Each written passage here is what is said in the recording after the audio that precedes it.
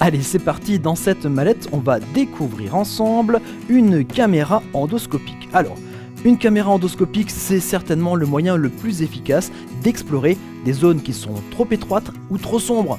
On n'arrive même pas à s'y glisser, on n'arrive même pas à y glisser le bras, ni une caméra, ni un appareil photo. Et je suis sûr d'ailleurs que chez vous, vous voyez plein d'endroits et plein d'applications possibles pour une caméra endoscopique. Et je pense que vous êtes comme moi, lorsque vous avez vu cette caméra endoscopique, vous êtes dit « Enfin, je vais pouvoir filmer et explorer un endroit que j'ai toujours rêvé de filmer et d'explorer, bien entendu, un vieil ordinateur. » Quoi, vous pensiez pas à ça ?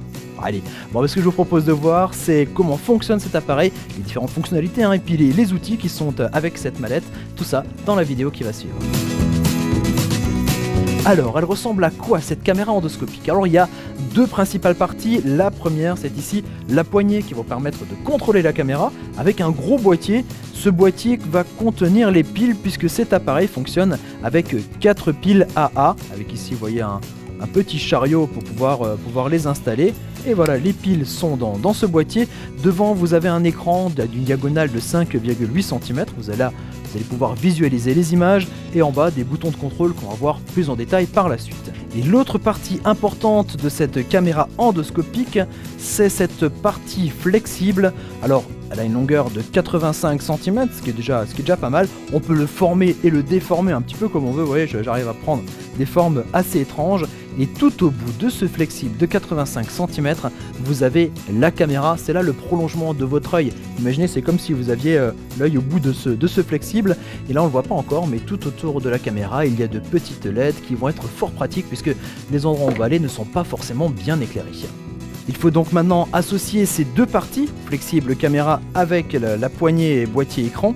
Alors pour les associer, c'est assez facile, on ne peut pas se tromper, puisqu'il y a en fait une partie ici, un petit ergot là qui dépasse de la partie du flexible. Et il faut donc repérer juste la partie en creux qui se trouve ici au niveau de l'écran. On associe les deux et on visse.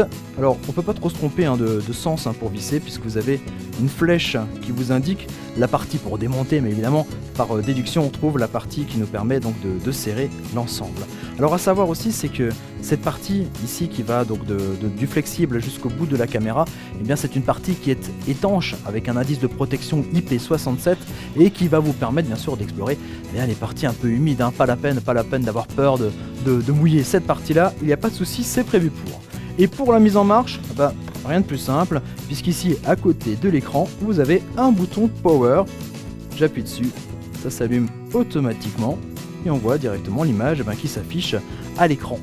Alors vous avez vu, dès que j'ai mis la caméra en marche, il y a ici les petites LED qui se sont mises par défaut autour de la caméra, parce que c'est vrai que la plupart du temps on a besoin de cet éclairage. Cet éclairage il est réglable, il y a différents niveaux de luminosité, de la partie complètement éteinte à une partie un peu plus lumineuse, pour pouvoir se déplacer dans les différentes zones qu'on va vouloir explorer.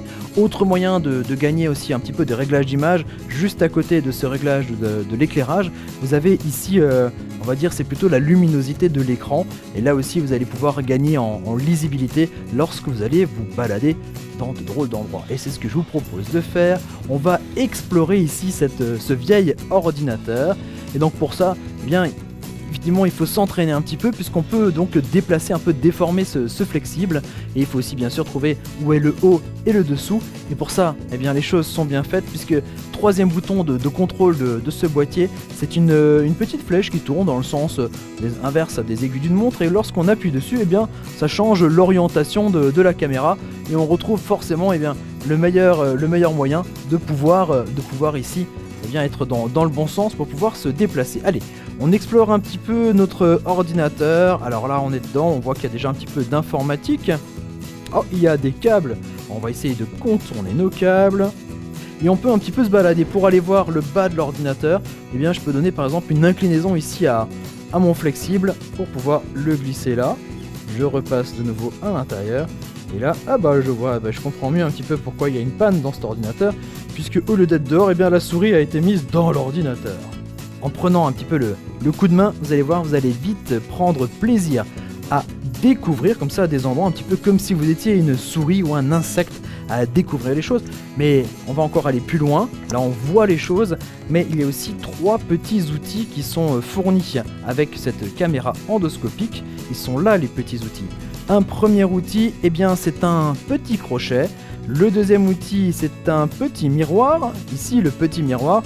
Et enfin, le troisième, eh bien c'est un aimant. Alors ces trois outils s'installent un petit peu de la même manière. Il y a ici cette partie, ce tube qui va permettre de bloquer l'outil.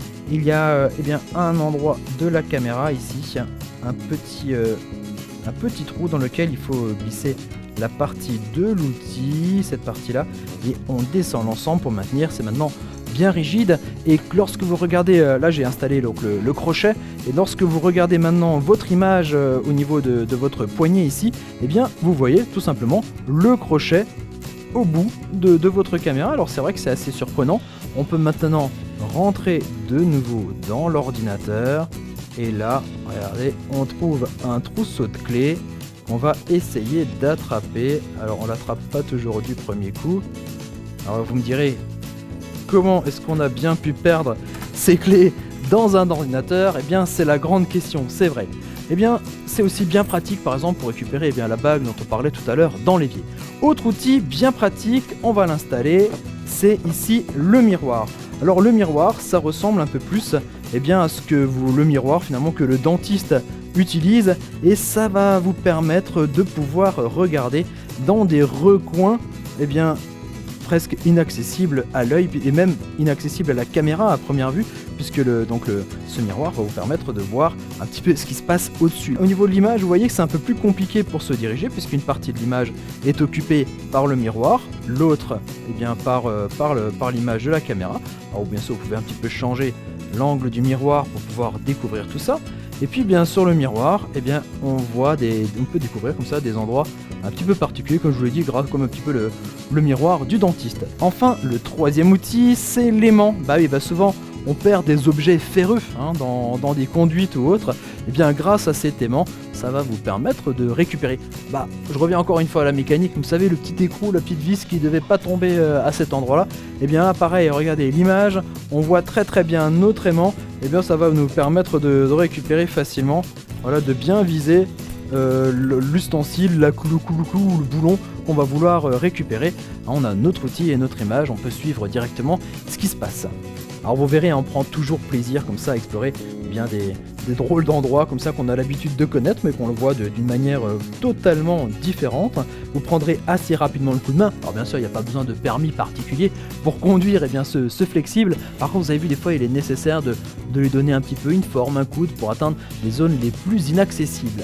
Alors bien entendu, vous retrouvez ce produit sur notre site internet www.pearl.fr, et puis moi je vous dis à très bientôt pour découvrir comme ça d'autres produits techno. À bientôt.